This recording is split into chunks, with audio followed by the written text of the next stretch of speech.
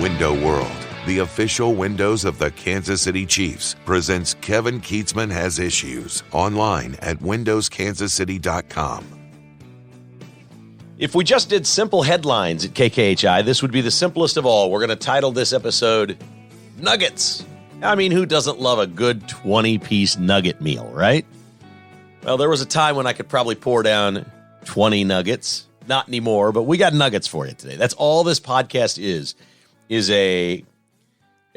just a tasty buffet of tiny little things to sample on your plate. Go ahead, grab the big plate. Make sure you get 8 or 9 different things on your plate. We're not going to eat much of any of them.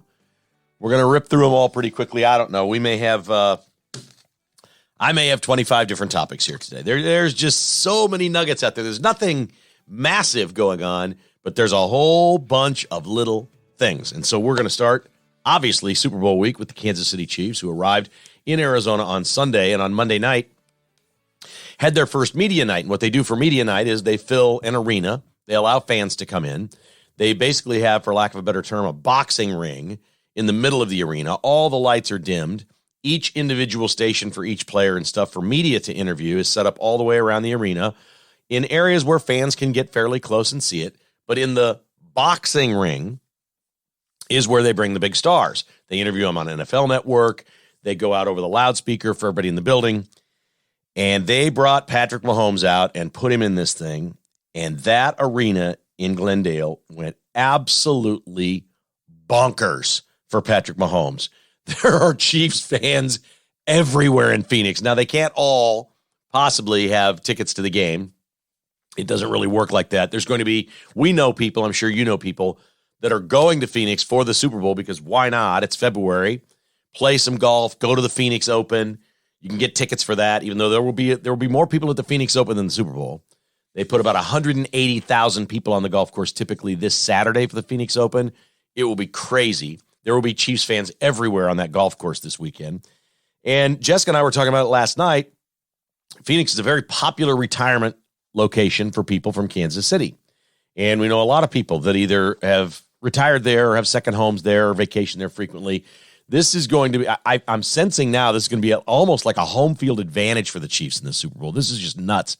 When they introduced Patrick Mahomes up on that deal, it was like goosebumps. It was so loud. It was like, I don't know, Bruce Springsteen just walked out to start a concert and everybody went absolutely crazy, but it was a wild ovation. Also in the boxing ring at the arena, Jason and Travis Kelce appeared and were surprised when their mom came up on the stage and presented them both with cookies. I'm sure you've seen both of these events on social media. If you follow anything at all on your device, you've seen little clips or videos of these two things that happened, but it was pretty darn cool. Media night also was a very strange moment that I watched every moment of. It between the worst interviewer and the worst interviewee that I can think of. As Michael Irvin was interviewing Andy Reid at one of the interview stations, Andy Reid was not up in the boxing ring. They had scattered around the arena, as I mentioned, for every player. There's a place with his name and a microphone set up, and media can walk up and ask you anything they want, and they do. There's usually not very many football questions. They like to ask you things like, what was your first big purchase when you got drafted? You know, things like that. Or what do you do in your free time? What do you eat before a night game as opposed to a day game? Weird stuff. The questions, I think they're great. I think it's fun. I think the Super Bowl gets this right. We know that this game is more than just for people that are diehard football fans. It is a cultural event in the United States. I mean, this is over 100 million people will be watching. There is nothing in the United States that even compares to the Super Bowl. This is it. I mean, this is absolutely everything as it comes to an event that we all watch. Hopefully politics are out of it. People enjoy themselves. Yes, it's especially fun when the Chiefs are in the Super Bowl for 3 times in 4 years. That's especially great, but we all love the Super Bowl even when the Chiefs aren't in it. So Andy Reid just decided to go to one of those regular little stations and have his microphone, and Michael Irvin walked around the corner and stepped up on the platform with him around all the other media, and he turned around and he goes, "Oh, the great one." And Michael Irvin's a terrible interviewer, and Andy Reid's a terrible interviewee because he says nothing. And it went on for maybe 5 minutes, and I watched every second of it, even though I'll nominate it for worst interview of the year. I learned nothing. It left more questions than answers. They made a couple of references to some time when Andy was in Philadelphia and Michael Irvin got hurt. And I was like, I need some context here.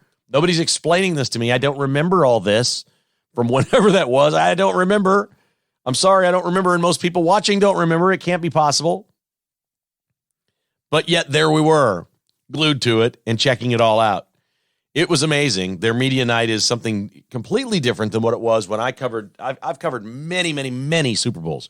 We went to Radio Row almost every year and did this dating back to maybe 98, 99. I started going to Super Bowls, and we would go to Radio Row, and it's always in a convention center, and it still is. This was not Radio Row, but the media day was normally this deal where they'd say, okay, it was during the middle of the day.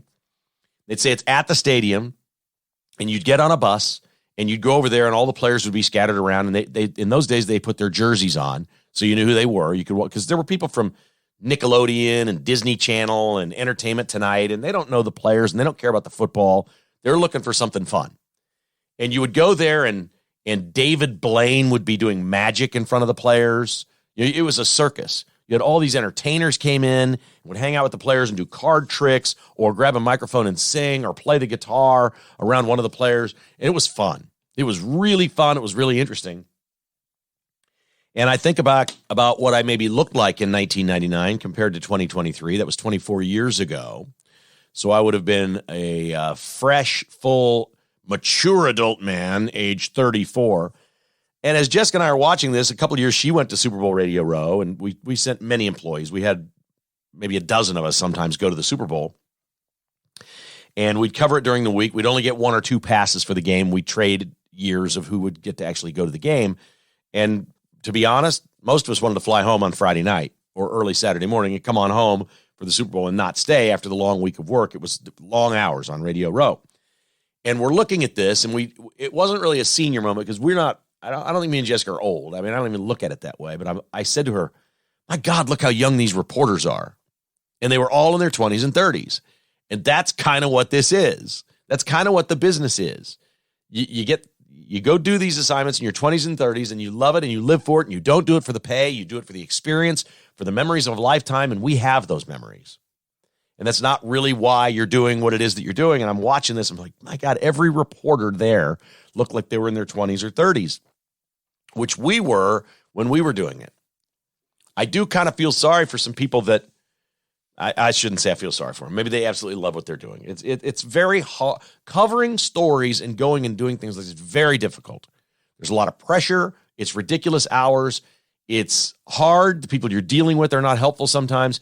It's complicated. There's nothing easy about it. When you're young, it's just fun. You're just happy to be part of it. After you've done it maybe for 30 years, you're like, it's a grind. And I know a lot of people from Kansas City that are off doing that this week, and as weird as it sounds, I'm kind of glad I'm not in the middle of that mayhem. And I'm just doing my podcast, which is pretty darn cool. So it was a wild night for the very first media night. We did get some injury news, some nuggets here. One, the Chiefs announced that McCole Hardman is on the injured reserve list. Clyde Edwards-Helaire has been activated. So interesting. Chiefs may get CEH into the Super Bowl this week. We will see how that goes down. L'Jarius Sneed just went out to his little platform at Media Night and announced to everybody, I'm playing. He said, I don't even want to be asked about concussion protocols. This is ridiculous. I'm playing Sunday. I've passed. I'm passing everything, and I'm playing. So L'Jarius Sneed said exactly what I said when he got yanked out of the game against the Bengals for things that people used to continue playing for. I said, he'll be fine for the Super Bowl. If that's a neck injury, we got a problem. If it's a back injury, we got a problem. Once they announced he was being evaluated for concussion, I was like, okay, good. L'Jarius Sneed will play in the Super Bowl. There was no way he wasn't.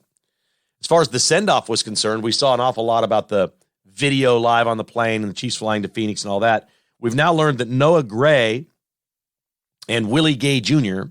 here in Kansas City, the neighborhoods they live in, had parades for them.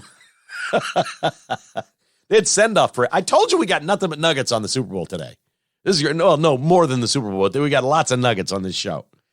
Noah Gray and Willie Gay got parades in their neighborhoods from the people that they live around kind of part-time. Not permanent homes. Typically, players will rent and still, especially players like this, would rent and have their place here before they decide what they're going to do permanently or buy a house or whatever. It's just really interesting that Noah Gray and Willie Gay are maybe there was more, but it seems like maybe the only two players that got a send-off from their neighbors in their neighborhood. They got parades. Harry Truman's statue in Independence is now covered in Chiefs gear. He's wearing a Chiefs t-shirt and has a Travis Kelce cape on, or a cape that Travis Kelce has made famous. And speaking of getting famous, there's nothing better about things that happen around the Super Bowl that wouldn't happen for any other reason other than it's the freaking Super Bowl. And I present to you KC Potato Girl. If you don't know who KC Potato Girl is, she's the woman who went to the Jacksonville playoff game, sat in the cheap seats, knew it was going to be cold. She didn't care. She loves her team. One thing that people do, I guess, to keep their hands warm, traditionally, I've never done this, but I guess people do it, is they take really hot baked potatoes and wrap them in foil and put them in their pockets as hand warmers.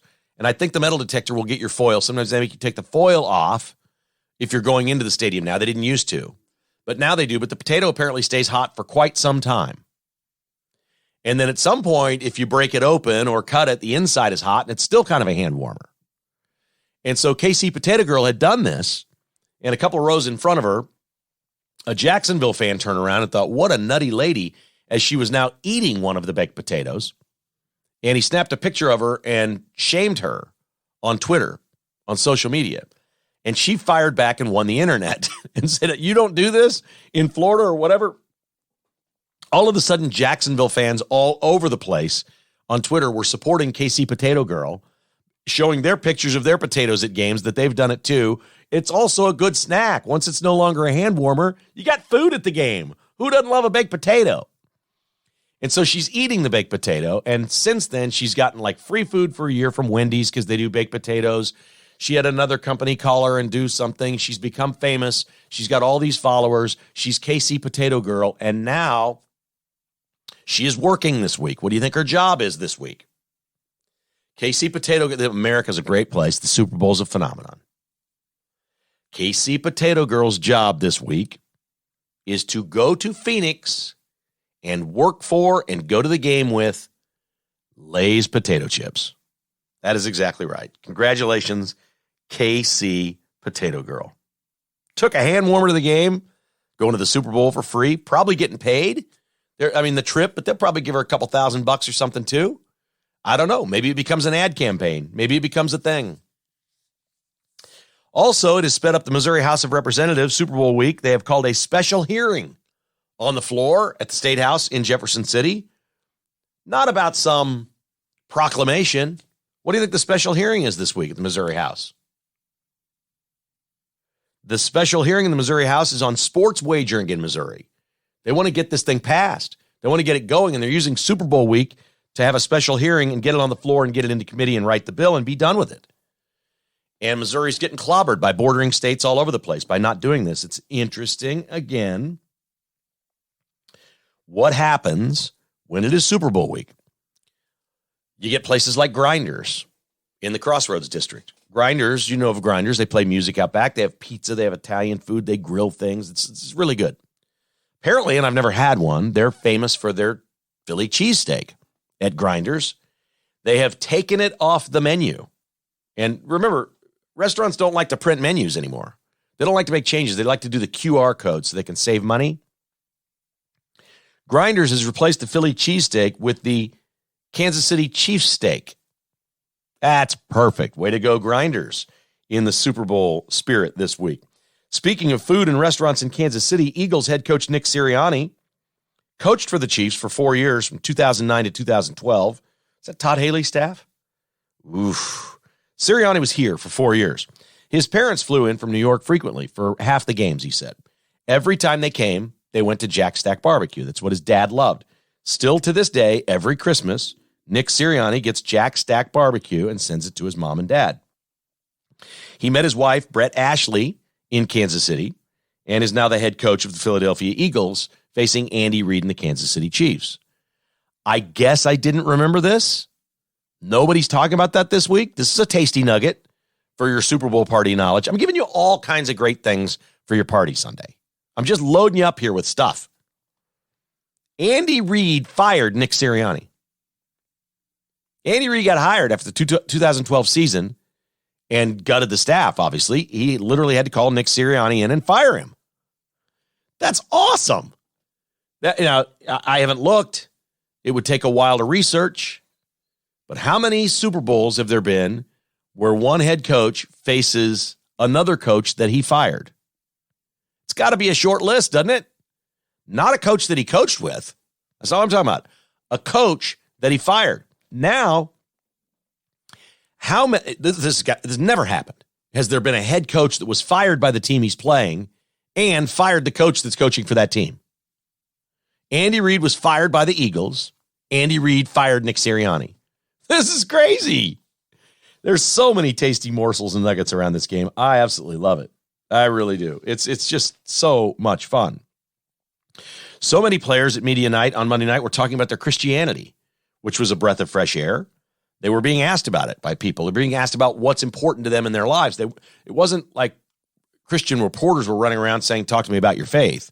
They were being asked what's important to you. And so many of them just offered up Christianity, including Patrick Mahomes, who in front of everyone on the main stage, when they're asked about open-ended questions, what's important to you? What are your routines? How does this all work for you? Patrick Mahomes says of his Christianity and God, quote, he has a role in everything I do, and I want to make sure I glorify him while I do it, unquote. That's pretty darn cool. I was surprised by how much Christianity there was taking place. It was great to see. It was heartening. This is a conservative game. It absolutely is a conservative game. There was a welcome to Arizona news conference in Phoenix yesterday where 22 Native American tribes were represented, but it wasn't just Native Americans. It was the governor, the mayor, all the muckety-mucks. Welcome to Arizona. Oh, we're going to talk to you about how great our state is. It is a great state. It is a changing state. And we need to keep Arizona great, I guess, for lack of a better term. But the Gila River tribe is very prevalent in the Phoenix area. They have casinos, and they're very well known. Gila, Gila River tribe. And their chief, their head guy, came to the news conference and says he supports what the Kansas City Chiefs are doing with tribes around the country, but the chop is racist. And the big story out of the Welcome to Arizona news conference is 22 Native American tribes asking Chiefs fans to not do the chop at the game on Sunday. They've just guaranteed that Chiefs fans are going to do the chop at the game on Sunday. Now, they're not going to play the music, I don't think. They do have some things at the Super Bowl for home fans. They will play some traditional things that are familiar with the Chiefs and things of that nature. They will do that as part of a Super Bowl. They'll do the same thing for the Eagles. They'll play Fly, Eagles Fly when the Eagles score a touchdown. They'll do that. But I don't think they're going to play the chop song. That's a bridge too far for the NFL, I feel sure. Will the fans organically do it on their own? I hadn't thought about it once until 22 tribes were represented at a Welcome to Arizona news conference and said, you Chiefs fans, you racist fans there in the Midwest, you better not be bringing that chop out here to Arizona. I think they've guaranteed the thing is going to happen. We have talked about the fact that the Eagles' top quarterback face this year is Jared Goff. That's by quarterback rating. I think number 2 maybe was Dak Prescott or something. They just have not faced good quarterbacks. They just have not. And so the stats are all out there, and I'm finding more and more reasons to love the Chiefs in this game. I mean, let's just forget what we saw this year on the field for a second. It's Jalen Hurts. It's the Eagles. Brown's terrific. Clearly they're a good football team. But let's just take this what it is. Let's just assume this was like an October game, even if it was in Philadelphia. What would the Chiefs have been? Like a 4-point favorite? I think this could all be based on 2 completely different types of teams that had very different schedules and tasks to get where they are. Very different. I just feel more and more and more of that. And I can't get out of my head, and you don't want me to get this out of my head. I can't get out of my head of the 5 Mahomes years here in the AFC Championship game. I think this is the Chiefs' best team. I know it's the only one without Tyreek Hill, but I think it's their best team because the defense can win the game for them. I actually feel like it's possible the Chiefs could be up 3 and the Eagles could get the ball with 1:20 left and they wouldn't even score. Or if they did, it would just be a field goal and go to overtime that the Chiefs wouldn't give up a touchdown. I feel that. So I like that a lot. If that doesn't do it for you, let's talk about the best players in the game. And I defer to CBS Sports. And this guy's a former Chiefs hater. His name is Pete Prisco. And he would pick the Chargers every year to win the division. The Chiefs are a fraud. He didn't believe in Mahomes when he first played. He didn't like Alex Smith. He didn't like anything. Andy's a loser. The Chiefs are losers. He has crossed a bridge and has become like the biggest Chiefs guy ever. And he has listed the top 44 players in order. That's the starting 11 on both sides. So you take the 22 starters for each team, and he ranks them 1 to 44 on who the best player is. Well, obviously, number 1, this is both teams combined now. Obviously, number 1 is Patrick Mahomes. He's the best player in this game. Nobody would argue that, right? So here's his top 5. Patrick Mahomes, Travis Kelce, Chris Jones, Jason Kelce, and Lane Johnson. And I want you to stop and think about that for a second. The top 5 players in this football game, the Chiefs have 3 of them that absolutely can win the game for their team. Game wreckers. Mahomes can win the game for the Chiefs. Kelce can go off and win the game for the Chiefs. Chris Jones can win the game for the Chiefs. He sealed it last week. We see what he does and how he's playing. The 2 best Eagles players are on the offensive line. Can you explain to me how Jason Kelce or Lane Johnson are going to win this game for the Eagles? They're not. They may play well. Jason Kelce's going to see a lot of Chris Jones. We'll see. Lane Johnson's been a great player for a long time. He's a terrific right tackle, terrific player. I'm not disputing the fact that they're very good, but do you want, I always used to say this about the Chiefs, they would have good defensive teams. And I would say, you don't want your offensive line to be the strength of your team. You want your quarterback to be that guy or a pass rusher or a receiver. And Travis Kelce has transcended the position of tight end. He's a receiver. And that is what he is. I just thought that was very telling about what this game could be as we look at it. That the top 5 players in the game listed by CBS Sports, Mahomes, Travis Kelce, Chris Jones, Jason Kelce, Lane Johnson. And that sort of in a nutshell tells you the difference between these two teams. They're more of a meat and potatoes. They're going to run the ball. If the Chiefs can stop the run just a little, they're going to win this game. If the Eagles line up and rush for $175, the Chiefs are dead. They're in big trouble. You just can't do it. I'll give them 100. I'll give them 100.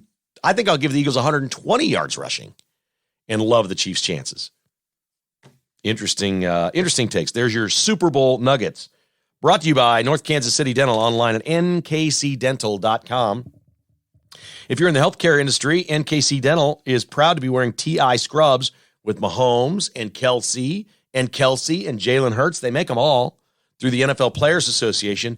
TI, like titanium, tiscrubs.com is the place to go. What a great gift. If somebody works in healthcare, get them. They're more comfortable. These are upscale scrubs, but now you can get them with Chiefs gear and NFL gear. Other teams, all teams, NFL teams. tiscrubs.com, proudly worn at NKC Dental. 2 offices in the Northland and Westwood. Call 816-471-2911 and meet Dr. Bill Bush, your new dentist. He's the team dentist for the players of the Chiefs, and he can be your dentist too. 816-471-2911 for NKC Dental. 360 Document Solutions is online at 360documentsolutions.com. Mark and his team, they really do a great job creating customer satisfaction. You as the office manager or owner of a company with office products can really benefit from meeting this man. I'm going to promise you, he knows this industry inside and out like nobody else, and he's going to save you money with better equipment and better technology than what you have. Anything with document technology, IT programs, complimentary analysis available for you. Mailing systems, phone systems, outsourced IT. They'll do it all. Copiers, printers. 360documentsolutions.com. Call Mark and say, come take a look. No promises, Mark. Come take a look, see what we're doing, if we can do this better and cheaper. 913-745-5344, online at 360documentsolutions.com. And FinchKnifeCo.com. You can get your Finch knife by the Super Bowl and show it off. If you order the Cherry Bomb, it looks like a Chiefs knife. I'm just going to tell you right now, it looks like the most gorgeous Chiefs pocket knife you've ever seen. Do it. It's online at FinchKnifeCo.com. The Cherry Bomb. It is still my favorite, I think, of all. And they come out with 6 or 8 new collections every year. I love the Cherry Bomb. It's not just a red one. They've got different colors of the Cherry Bomb. It's just an awesome knife. FinchKnifeCo.com. That's FinchKnifeCo.com. Or visit Shields in Overland Park. This is a terrific Kansas City company. Every knife is designed right here in the studios in Kansas City. Finch Pocket Knives. Keep life from getting dull. Kansas had a big win Monday night at Allen Fieldhouse. Grady Dick scored 21 points. DeJuan Harris, 17. Jalen Wilson was not good. He was 1 out of 7 and had 2 points, and that is the greatest thing ever for the Kansas Jayhawks. If you said going in Jalen Wilson was going to score 2 and go 1 for 7, you would have thought this game looked exactly like the Iowa State game, that KU would have just lost by 15. They would have been punchless on offense all night, and everybody would be questioning them, but that wasn't the case. They came out hot and jumped to a 30-16 lead, and they did it with not Jalen Wilson. Best way to describe it. Again, 38 points for Dick and Harris. Marcus Carr had 29 for Texas. KU's bench pitched in. They didn't have Pettiford available. They used a lot of guys off the bench who are starting to get better here toward the end of the year and really contributed, and they contributed against a high-level team. Texas got some athletes now. This was a terrific performance by Kansas. They built the big lead. They mostly lost the big lead. It was 7 at the half. Bill Self was mad. The 7-point lead vanished right away in the start of the second half, but then KU got up comfortably about 6 to 8 points, and they kind of kept it there. That's what they did most of the night. They're really good at keeping that 6 to 8 point lead, and they did that. They did it with stifling defense. Kansas defensively was just terrific on Monday night against Texas. So a huge quality win after Texas had won 4 in a row and taken over first place all alone. KU pulls within a game of Texas. K-State plays TCU tonight. We'll try to tie with Kansas. If K-State beats TCU, they'll pull even into a tie with KU at this point, which is pretty cool stuff. TCU is missing a couple of players in this ballgame tonight. Mike Miles, their guard, is out. Eddie Lampkin has been out, their center. K-State was overmatched with size by TCU in their earlier meeting. Remember, TCU gave K-State its worst loss of the year and gave KU its worst loss of the year. TCU, when healthy, is a monster team. They are not healthy right now. K-State catches a break. They're a 4.5-point favorite because those 2 players are expected to be out. That's at Bramlage Coliseum Tuesday night at 8 o'clock. Mizzou is also back in action Tuesday night, and this is exactly what they needed. After their winning streak, where they went on a record performance shooting 3-pointers, Missouri fell flat against Mississippi State over the weekend. It was a bad performance. The worst part was they were flat. They didn't look like they played hard. For some reason, they just didn't bring anything. That won't be the case tonight. After losing, they'll bring it. Boy, Missouri's playing a bad team tonight. They play South Carolina. South Carolina's 8-15. They are 1-9 in the SEC, and Missouri is a 15-point favorite. There were non-con games against directional schools where Missouri was not a 15-point favorite. They're going to kill this outfit tonight. This is a perfect time and a perfect place for a game like this for Missouri. Get fat and happy, get yourself a win, pour in some 3-pointers, get the confidence back, and move on after a terrible performance on Saturday. You couldn't ask for a better time to play a bad team than right now for Missouri. This is absolutely, completely, and totally perfect for the Missouri Tigers. And we're happy for them. Go win that one. That's the kind of game where I will watch for a few minutes. They build that 15-point lead. I can flip away. I'll be watching something else, come back and forth. I thought the Kansas game was going to be that last night. I told Jessica, I said, second half, I'm going to have to go in the other room. She doesn't let me flip around when KU's playing. So I'm going to have to go to the other room here. We got a 15-point game. This looks like a blowout. But then it got tied at the half. It was 7. Stayed with it. It got close. It was a very interesting game. I don't think that'll be the case with Missouri Tuesday night. Kansas State, yes. TCU will probably still play with and hang with K-State in this game on Tuesday night. If you are looking for tickets to the big game, for the third time in 4 seasons, Ticket for Less is your source. The best selection of Super Bowl tickets at the best prices. No per-ticket fees. At Tickets for Less, ticketsforless.com. The price you see is the price you pay. If you are not as comfortable just going online and buying your tickets, if you really want to go to the Super Bowl, call one of their personal concierge right here. You'll speak with somebody in Kansas City. 913-685-3322. Tickets for Less has grown. This is now a national company. They have over 90 employees in their office in Kansas City. But when you call the local number, which they really don't put out there a lot, when you call the local number, you know you're getting somebody right here in Kansas City that works with you and for you for the event that you want to attend. Whether it's the Super Bowl this week or the Springsteen concert or Blake Shelton or Luke Combs or Billy Joel or anybody that's coming this year in concert or Royals opening day, you could always call the local number and get a local professional that understands Kansas Cityans.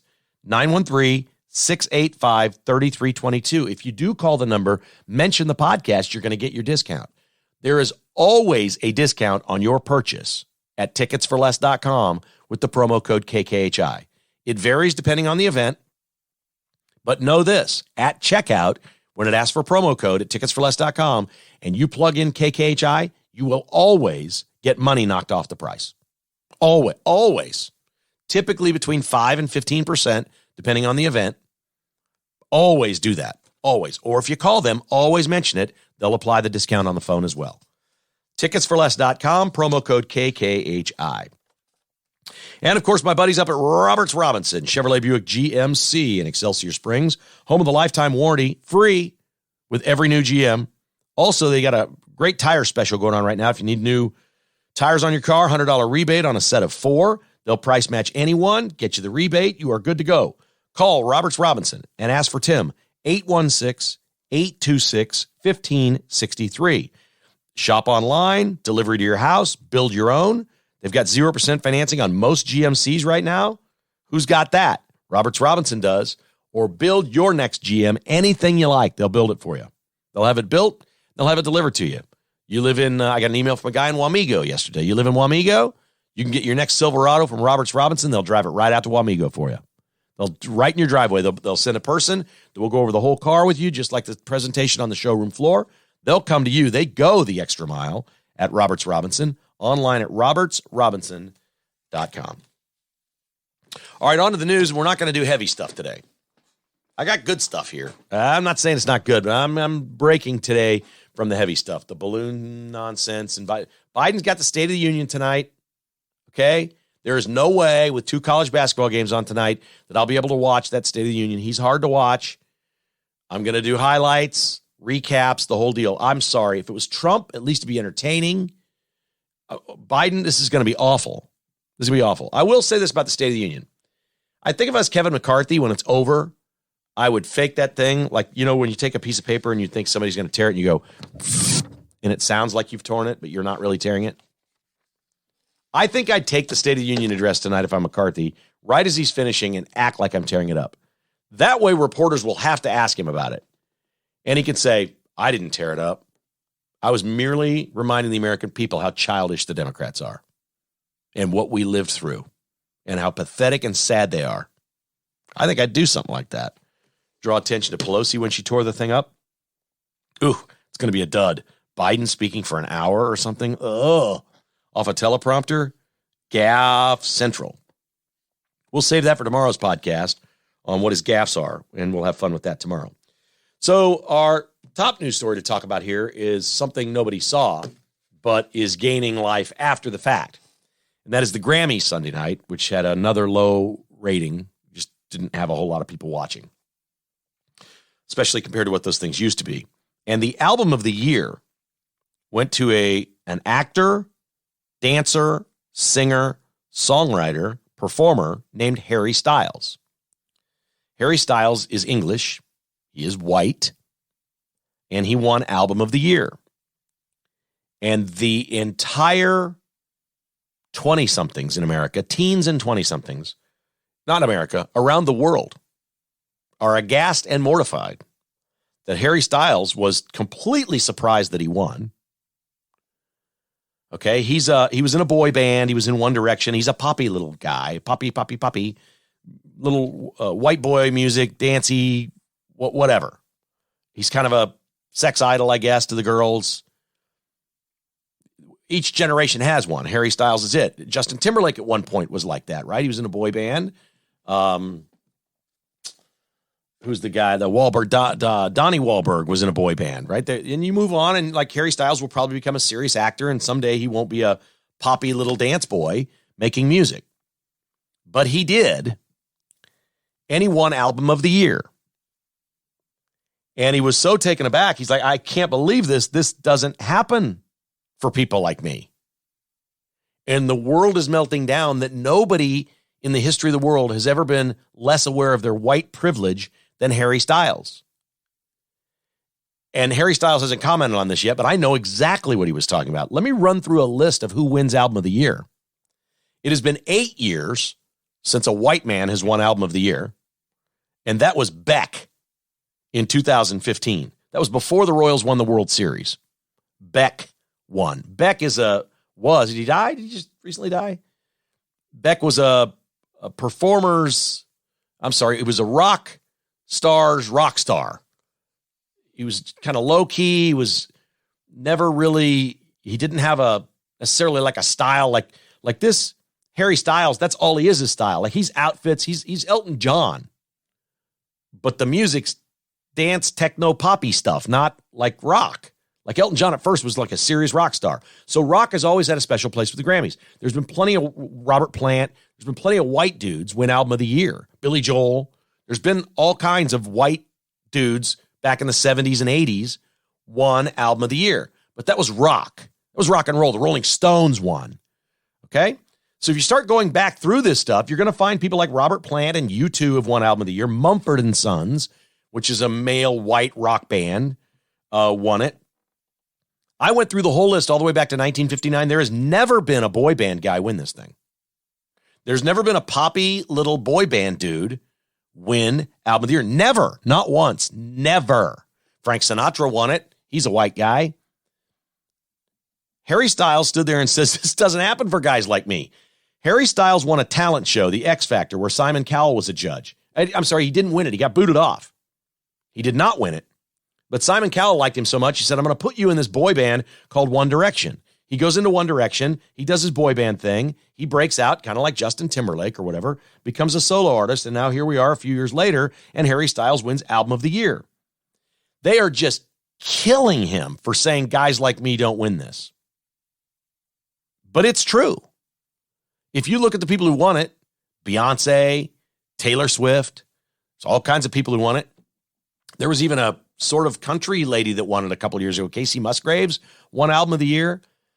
Boy band guys have never won Album of the Year, ever. That doesn't mean they haven't been the most popular albums or sold more than other albums. I think there's been years where these bands do sell more. The closest thing to anything boy band winning the Grammy for Album of the Year was the Beatles.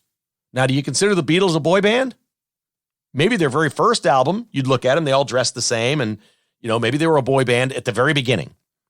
But they won it for Sgt. Pepper's Lonely Hearts Club Band. That ain't no boy band album. Harry Styles is dead right. I don't think he was standing up there saying white people don't win. I think he was saying guys like me don't win this. I'm a techno-poppy boy band dude. We don't win the Grammy for Best Album of the Year. And he did. And I'm telling you, this is a complete meltdown. This story's going to get bigger and bigger as the week goes by. You won't believe what the social justice people are going to do with this. This is going to gain traction. It's going to get bigger and bigger. They're going to try to cancel this guy. It's going to get ugly and horrible to be Harry Styles. And he's probably going to say something like, I'm talking about my type of music, being a white guy in a boy band or whatever. He should probably never even use the term white guy. He should just say, look, I'm a boy band guy. This music doesn't ever win this. And stick with that. But nobody's going to believe him or care. And now he's got all these people saying he's the least understanding person on earth of white privilege. I mean, just flat remarkable. Also in entertainment, AMC Theaters, based right here in Kansas City, has announced they're going to start doing ticket prices at most of their theaters for the big events, where at least 2/3 of the auditorium is full or whatever. They're going to start selling the tickets like airplane tickets. The really good seats in the middle section there where nobody's in front of you and you can put your feet up on the rail and stuff, those are going to be like $1 more. Then the ones down low, the ones right in front of the screen, the first 2 or 3 rows, are going to be something like half price. You can get them really cheap and sit down there. Interesting. They're getting clobbered on social media for this because young people have never heard of this, and they're like, what are they doing? They're price gouging, whatever. I kind of get it. The best seats should cost a little more. Everything else, that's the way. I'm with it. I'm for anything that helps AMC stay alive and in business. I like the movies. They're starting to make some better movies right now. It's a slow turn, but they're making a little turn back to making some things that people want to see. And I like they're going to have to do that for survival. So I like that. And I'm okay with AMC Theaters doing this. Another great Kansas City company is Fry Orthodontics. Dr. Jeremy and his team have 13 locations in our area now. If you want to give your child or grandchild that perfect smile like I gave to my daughter at Fry Orthodontics, all you got to do is visit one of their locations. Your first consultation is free. Just mention the podcast. And you go in there free, and they take a look and say, here's what our recommended plan is. Here's how this may work. It may be braces. It may be Invisalign. It may be just a couple of front teeth.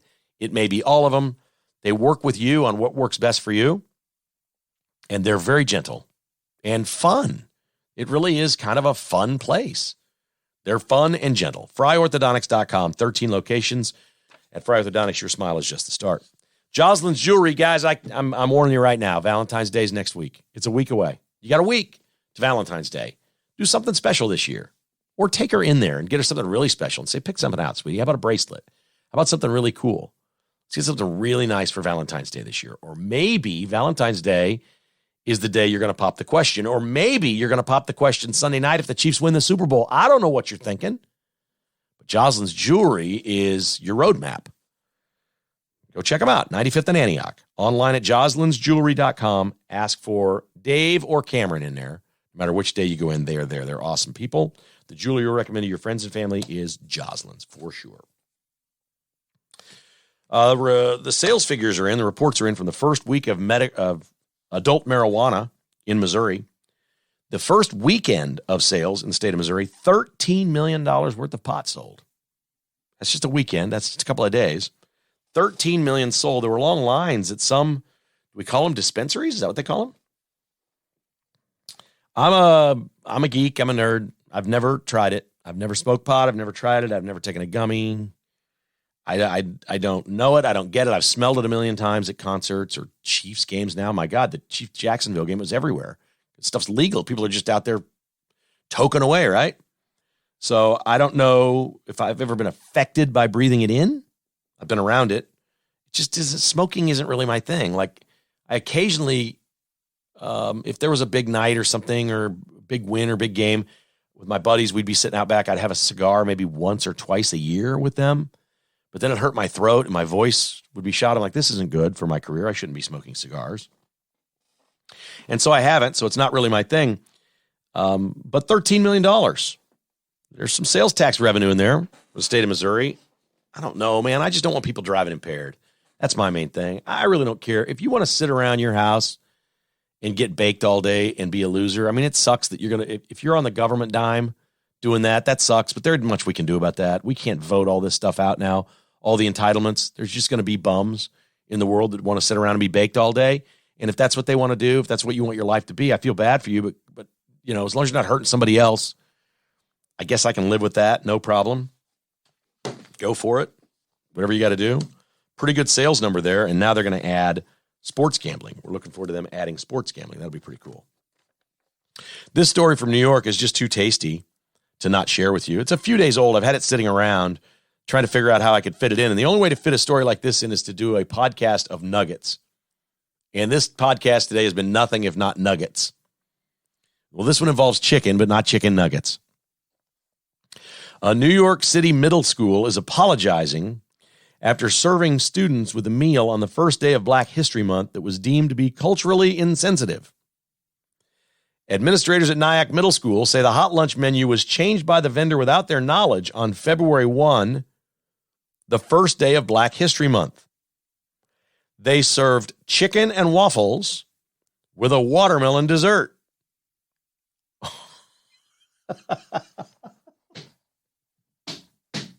They did not. Oh, yes, they did. The school's principal called this an unfortunate situation. Quote, "We are extremely disappointed by this regrettable situation and apologize to the entire NIAC community for the cultural insensitivity displayed by our food service provider. I am disappointed that Aramark would serve items that differed from the published monthly menu, especially items that reinforce negative stereotypes concerning the African-American community." Now, wait a second. This is my jumping off point. And you know how I feel about these topics.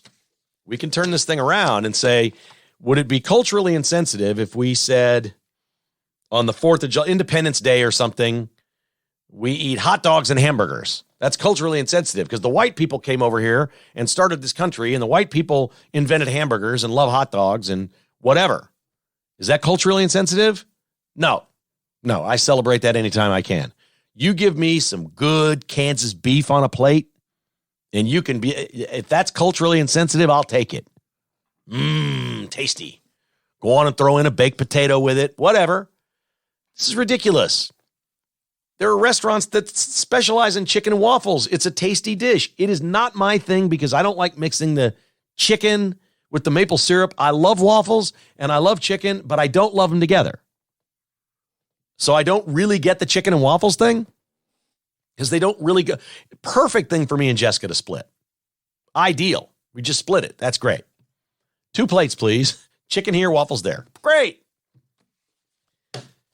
We've got to stop this stuff. It does not appear that this was intentional. They have served chicken and waffles before. That's the key part to the story that it doesn't say. That it's on the menu. It's part of what they serve at this school. What kid, we're sitting here going, ketchup is a vegetable. And we're worried about how bad meals are for kids in school. Now we've got a school district that's dialing up chicken and waffles for lunch. I can't see a complaint in that. That's a government paid for meal, essentially. They're bringing it in. Your kid gets to eat it. They're getting great nutrition. I don't know anything about NIAC, New York. I assume we're not talking about, they're serving chicken and waffles, it sounds to me, and they've got Aramark as their food service provider. It sounds like they got some money. And they're doing something somehow, but I just can't. I just can't. What kid wouldn't like chicken and waffles for lunch?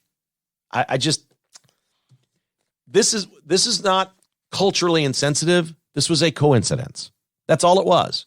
You know what else was a coincidence? Monday night, a person in Washington State won Powerball. So would that ever be deemed culturally insensitive or racist? No, it's an absolute coincidence. That person that won got lucky. It happened. Sometimes the long shot happens.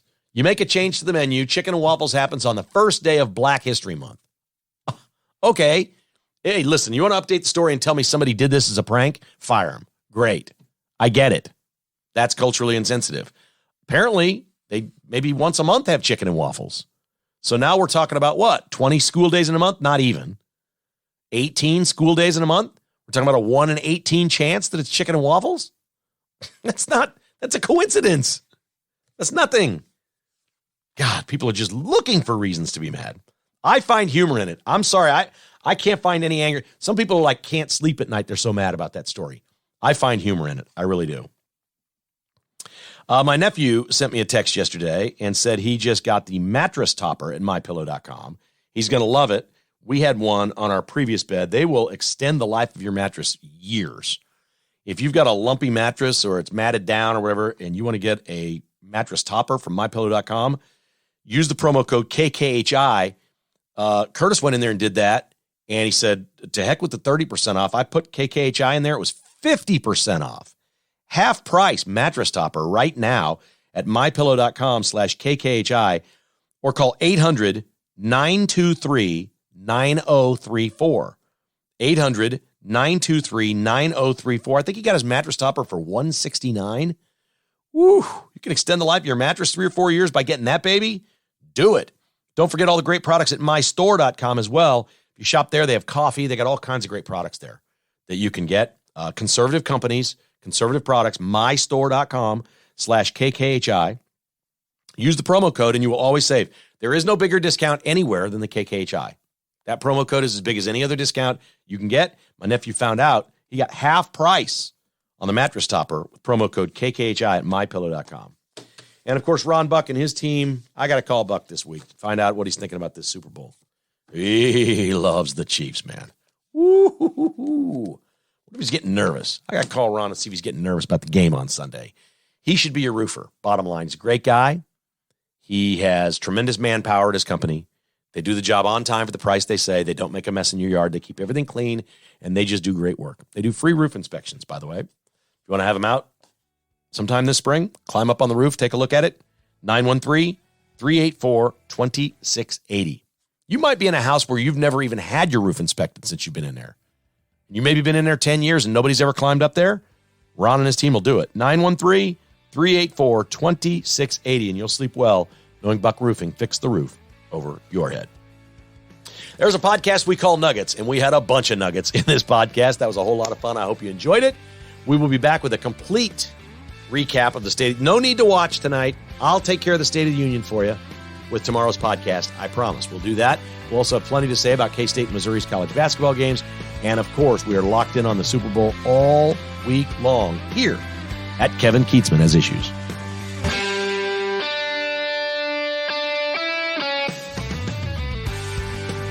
Thanks for listening to Kevin Keatsman Has Issues, presented by Roberts Robinson Chevrolet Buick GMC.